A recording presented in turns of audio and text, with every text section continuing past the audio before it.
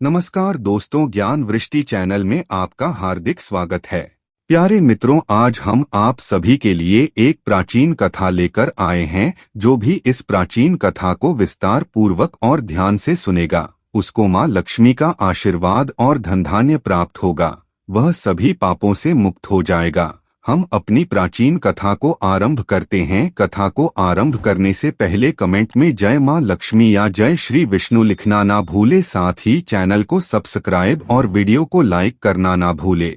एक समय की बात है, नारद मुनि पृथ्वी लोक का भ्रमण करते हुए विष्णु लोक में पहुंचे। वहां उन्होंने मां लक्ष्मी और भगवान विष्णु को प्रणाम किया। भगवान विष्णु मुस्कुराते हुए बोले, हे नारद मुनि, आज आपका विष्णु लोक में कैसे आगमन हुआ? नारद मुनि कहते हैं कि हे प्रभु, आज मैं पृथ्वी लोक का भ्रमण करने गया था। मैंने वहां पर एक विचित्र दृश्य देखा, जिसे देखकर मैं काफी चिंतित हो उठा।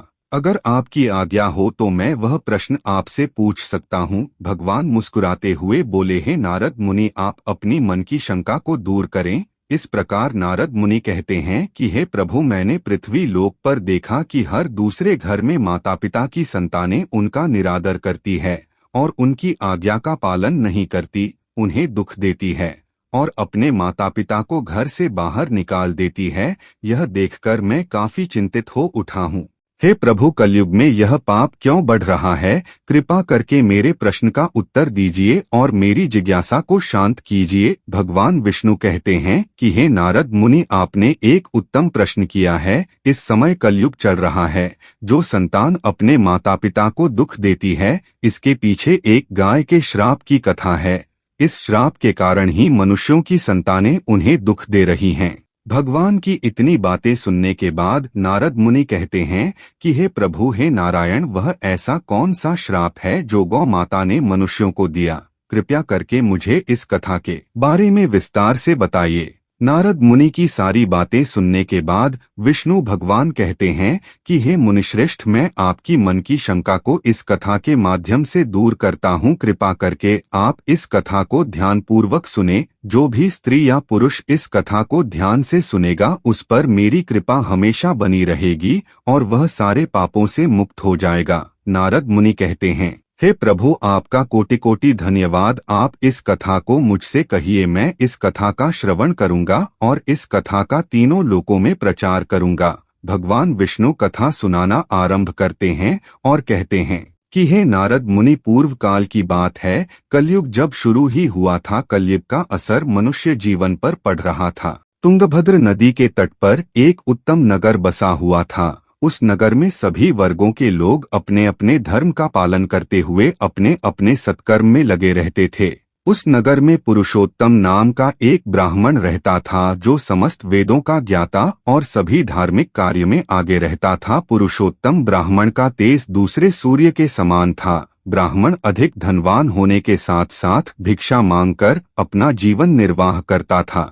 उस ब्राह्मण की पत्नी का नाम पद्मा था। वह अत्यंत ही सुंदर थी, मानो जैसे कोई स्वर्ग की अप्सरा हो। उसका जन्म भी अच्छे परिवार में हुआ था, परंतु वह अपने स्वभाव से अति कुटिल और क्रूर जान पड़ती थी। उसे अपने धनवान होने का बड़ा ही घमंड था। वह हमेशा दूसरों की निंदा किया करती थी, परंतु वह स्त्री घर के काम में बड़ी ही निपुण थी। भगवान विष्णु कहते हैं कि हे नारद मुनि, उस स्त्री को झगड़ा करना तथा दूसरों की निंदा करने में बड़ा ही चाव मिलता था। इसके बावजूद भी वह दोनों पति पत्नी अत्यंत प्रेम से रहते थे, परंतु उनके कोई संतान नहीं थी। इसी कारण से उन दोनों पति पत्नी को धन संपत्ति का सुख भी नहीं था। फिर उन्होंने कुछ समय पश्चात एक धर्म यज्ञ किया और गरीबों में धन, स्वर्ण मुद्राएं, वस्त्र आदि दान किया। उन्होंने अपने धन का आधा भाग दान पुण्य में लगा दिया। इसके बावजूद भी उस ब्राह्मण के घर में कोई भी पुत्र या पुत्री नहीं हुई। वह यह सब देखकर अत्यंत दुखी हो गया और एक दिन वह घर छोड़कर वन में चला गया। वन में प्यास लगने के कारण वह एक नदी के किनारे जाकर बैठ गया और वहां पर उसने नदी का जल ग्रहण किया। संतान के सुख के लिए ब्राह्मण अत्यंत कमजोर और दुखी हो गया। ऐसा लग रहा था कि मानो उस ब्राह्मण के शरीर से प्राण निकल गए हो। फिर एक दिन की बात है, उस ब्राह्मण की पूजा निष्ठा देखकर भगवान शिव अति प्रसन्न हुए और वह एक सन्यासी का रूप धारण करके उस नदी के पास आए। फिर भगवान शिव दूसरी तरफ ब्राह्मण को बैठा हुआ देखकर उसकी तरफ मुस्कुराए। तब उस ब्राह्मण ने उस सन्यासी को देखा और वह उनके पैरों में गिरकर जोर जोर से रोने लगा। इस प्रकार वह सन्यासी कहते हैं कि ब्राह्मण देव, आप इतनी जोर जोर से क्यों रो रहे हैं? आप अपने दुख का कारण मुझे बताएं। इस प्रकार सुनने के बाद ब्राह्मण देव कहते हैं कि हे सन्यासी बाबा, मैं तुम्हें अपने दुख का क्या कारण बताऊं? मेरे संतान न होने के कारण मैं इतना दुखी हूं कि मेरे पूर्वजों और मेरे पितरों को दान पिंड करने वाला कोई नहीं है। यह मेरे पिछले जन्म के पापों का ही फल है।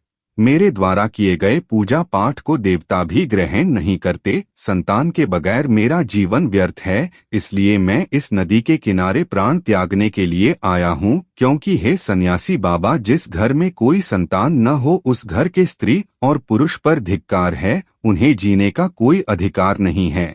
उस घर का धन, वस्त्र, अन्य वस्तुएं भी किसी काम की नहीं होती। मैं जहाँ पर भी पौधे लगाता हूँ उनका भी रोपण नहीं होता और मेरे घर में लेकर आए हुए फल भी सूख जाते हैं। मुझे जीने का कोई अधिकार नहीं है। ऐसे घर का कुल भी धिक्कार के योग्य है। मैं अपना दुर्भाग्य कहाँ तक बताऊं? ब्राह्मण की यह सब बातें सुनकर उस सन्यासी बाबा को उस पर बड़ी दया आई और बाबा ने उसके भाग्य में जो लिखा था वह पढ़कर उस ब्राह्मण को विस्तार पूर्वक कहना आरंभ किया। हे ब्राह्मण देव, तुम्हारे भाग्य में जो विधाता ने लिख दिया है वह मैंने पढ़ लिया है, इसलिए तुम्हारे 7 जन्मों तक भी कोई संतान नहीं है। तुम चाहे जितनी भी कोशिश कर लो, तुम संतान का मोह छोड़ दो, क्योंकि यह महान अज्ञान है। देखो, कर्म की गति बड़ी प्रबल है। अब तुम विवेक का आश्रय लेकर संसार की वासना को त्याग दो। हे वत्स, इसी में तुम्हारी भलाई है, त्याग में ही सुख छुपा है। सन्यासी की इतनी बातें सुनने के बाद ब्राह्मण देव कहते हैं कि हे सन्यासी बाबा, आपसे जैसे भी हो सके मुझे पुत्र दे दीजिए, नहीं तो मैं शोक से मूर्छित होकर अपने प्राण त्याग दूंगा। संसार में पुत्र पोत्रों से भरा हुआ ग्रस्त जीवन ही सरस है। भगवान शिव के रूप में वह सन्यासी कहने लगे, ब्राह्मण देव, विधाता के लिखे हुए को कोई नहीं मिटा सकता। राजा चित्रकेतु को भी दुख झेलना पड़ा। भाग्य ने जिसके पुरुषार्थ को कुचल दिया हो, ऐसे पुरुष के द्वारा पुत्र का सुख नहीं मिलेगा। सन्यासी की इतनी बातें सुनने के बाद भी ब्राह्मण देव के कुछ समझ में नहीं आया और वह उनसे कहने लगे, हे सन्यासी बाबा, मैं कुछ भी नहीं जानता, मुझे तो संतान सुख चाहिए। सन्यासी बोले, तुम्हें मेरी इतनी सारी बातें भी समझ में नहीं आई तो ठीक है, मैं तुम्हें एक फल देता हूँ। इस फल को तुम घर जाकर अपनी पत्नी को खिला देना। इस फल के बीज के कारण उसे एक पुत्र प्राप्त होगा और तुम्हें अपनी पत्नी को यह भी बताना होगा कि उसे 1 वर्ष तक सत्य, दया, दान के नियमों का पालन करना होगा। नियमों का पालन करते हुए उसे प्रतिदिन एक ही समय स्वच्छ भोजन करना होगा।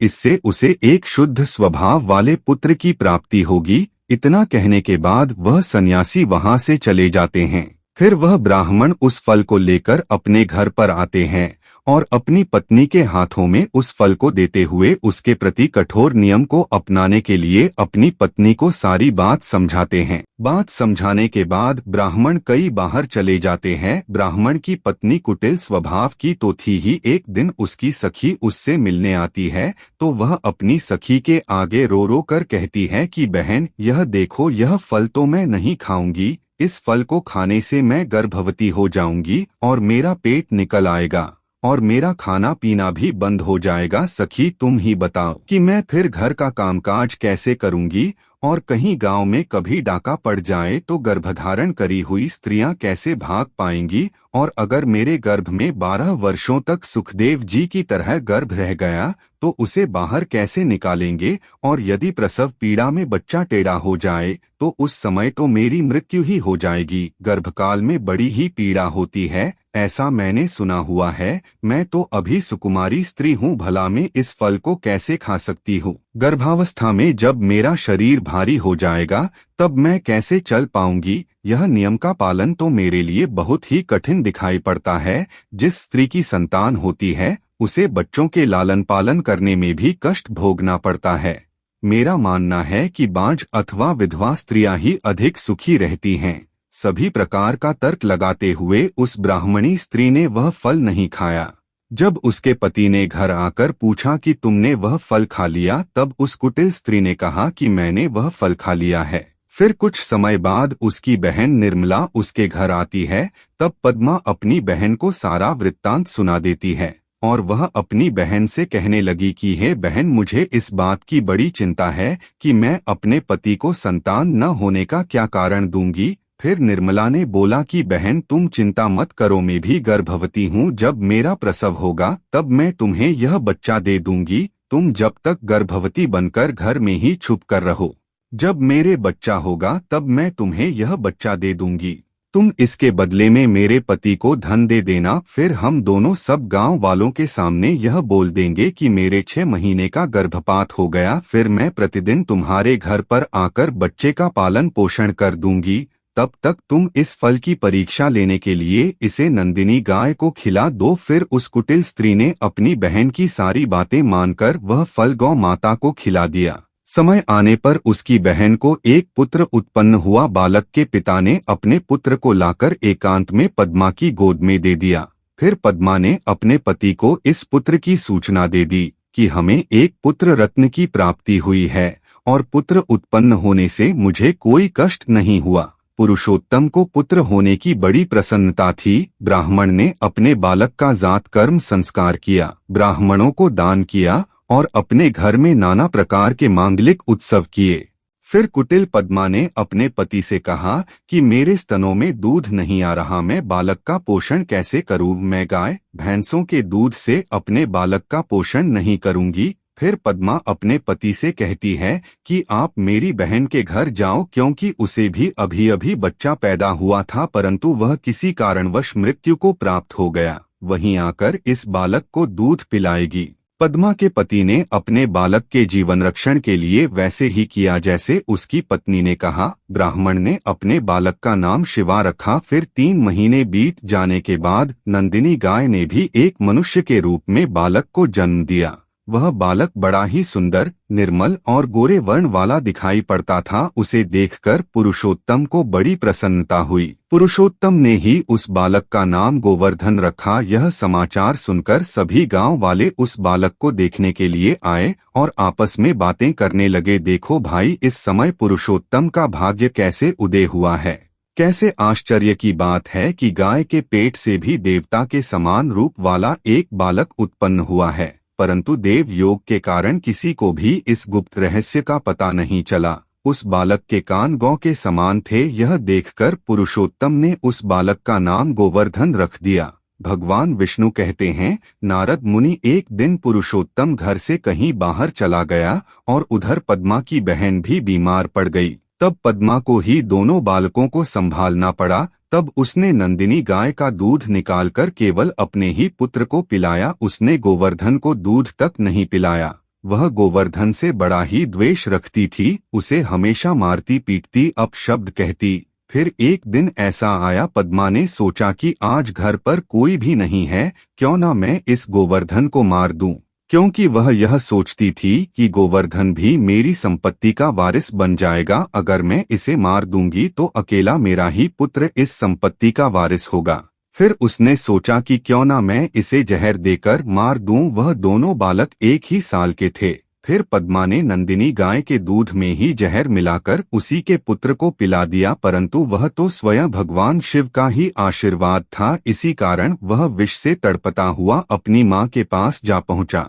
नंदिनी गाय अपने बच्चों को इस तरह तड़पते हुए देखकर अत्यंत दुखी हो गई और उसने भगवान शिव का स्मरण किया कि हे प्रभु, मेरे बच्चे का विष हर लो। तभी भगवान शिव की कृपा से वह बालक ठीक हो गया और तुरंत ही अपने मां का दूध पीने लगा। भगवान विष्णु कहते हैं कि हे देवी लक्ष्मी, यह सब देखकर नंदिनी गाय अत्यंत क्रोधित हो उठी और उसने पद्मा को यह श्राप दे दिया, हे ईश्वर, अगर मैं सत्यवादी हूँ तो मैं समस्त संसार की स्त्रियों को यह श्राप देती हूँ कि कोई भी स्त्री अपने या पराये पुत्रों में भेदभाव करेगी, यह दूसरे बच्चों को पीड़ा देगी तो उनके भी पुत्र उन्हें जीवन भर पीड़ा देंगे, उन्हें कष्ट देंगे। जब उन्हें सहारे की अत्यधिक आवश्यकता होगी तभी वह उनका साथ छोड़ देंगे। यही मेरा श्राप है। कुछ समय बीत जाने के बाद वह दोनों बालक जवान हो जाते हैं। जिसमें गोवर्धन पंडित और विद्वान हुए, परंतु शिवा महादुराचारी निकला। वह जीवों की हत्या करता, तुच्छ अन्न का सेवन करता, मदिरापान करता। हमेशा दीन दुखियों को दुखी करने का उसका स्वभाव बन गया था। उसने वेश्या के कुसंग से अपने पिता का सारा धन लुटा दिया। एक दिन तो उसने वेश्यागमन के लिए अपने माता पिता को खूब पीटा और घर में जो कुछ बचे कुचे बर्तन रह गए थे उन्हें भी उठा कर ले गया। अपने बालक के इस स्वभाव से पुरुषोत्तम अत्यंत दुखी हो गया और एक दिन फूट फूट कर रोने लगा और कहने लगा कि इससे तो मैं पुत्रवान होने की वजह पुत्रहीन ही रहता। सुपुत्र बड़ा ही दुख देता है। अब मैं क्या करूं, कहां जाऊं, किसके आगे अपना दुखड़ा रोऊं। मेरे ऊपर दुखों का पहाड़ टूट पड़ा है। इससे अच्छा तो मैं अपने प्राण त्याग दूं। इस प्रकार भगवान विष्णु कहते हैं कि हे नारद मुनि, इस समय गोवर्धन वहां आए और अपने पिता को वैराग्य का महत्व दिखलाते हुए उन्हें समझाने लगे। पिताजी, इस संसार में मोह करना व्यर्थ ही है, क्योंकि कौन किसका पुत्र है और कौन किसकी पुत्री, किसी के भी पास धन सदैव नहीं रहता। जो इस संसार के मोह में पड़ता है उसे दिन रात जलना पड़ता है। इंद्रदेव तथा चक्रवर्ती राजाओं को भी सुख नहीं, सुख केवल एकांतवासी वैराग्यवान मुनि को ही है। संतान के प्रति जो आपकी ममता है वह महान अज्ञान ही है। इन सब को छोड़िए, क्योंकि मोह में पड़ने से मनुष्य को नरक में ही पड़ना पड़ता है। औरों की तो बात ही क्या, आपका यह शरीर भी एक दिन नष्ट हो जाएगा और आपको छोड़कर चला जाएगा। इसलिए पिताजी, आप इन सब चीजों को छोड़कर वन में चले जाइए। गोवर्धन की सारी बातें सुनने के बाद पुरुषोत्तम वन में जाने के लिए राजी हो गए और अपने पुत्र से कहने लगे कि हे पुत्र, मुझे वन में जाकर क्या करना है, कृपा करके मुझे विस्तार से बताओ। मैं एक दुखी आत्मा हूँ, अभी तक कर्मवश स्नेह के बंधन में बंध कर एक अपंग की भांति इस ग्रह रूपी अंधेरे कुएं में ही पड़ा हुआ हूँ। हे पुत्र, तुम अवश्य ही मेरा उद्धार करोगे। तब गोवर्धन ने कहा कि पिताजी, हड्डी मांस रक्त के पिंड रूपी शरीर में अपनेपन का अभिमान छोड़ दीजिए और स्त्री पुत्र में यह मेरा है का भाव छोड़ दीजिए और एकमात्र वैराग्य रस के रसिक होकर भगवान के भजन में लग जाइए। सदा ही भगवत भजन रूप दिव्य धर्म का ही आश्रय लीजिए। काम भाव से किए जाने वाले लौकिक धर्म को छोड़िए, साधु पुरुषों की सेवा कीजिए, भोगों की इच्छा को त्याग दीजिए तथा दूसरों के गुण दोषों का विचार करना छोड़ दीजिए। सदैव भगवत कथा के रस का सेवन कीजिए। इस प्रकार अपने पुत्र गोवर्धन के कहने पर पुरुषोत्तम 60 वर्ष की आयु में स्थिर मन से वन में चले गए। वहां उन्होंने मेरी अर्थात वासुदेव श्री हरि विष्णु की पूजा आराधना और प्रतिदिन श्री हरि विष्णु की परिचर्या करते हुए नियम पूर्वक दशम स्कंध का पाठ करने से उन्होंने भगवान श्री कृष्ण चंद्र को प्राप्त कर लिया। तो प्यारे मित्रों, आपको यह वीडियो अच्छी लगे तो चैनल को सब्सक्राइब, वीडियो को लाइक और वीडियो को अपने मित्रों में शेयर करना ना भूले।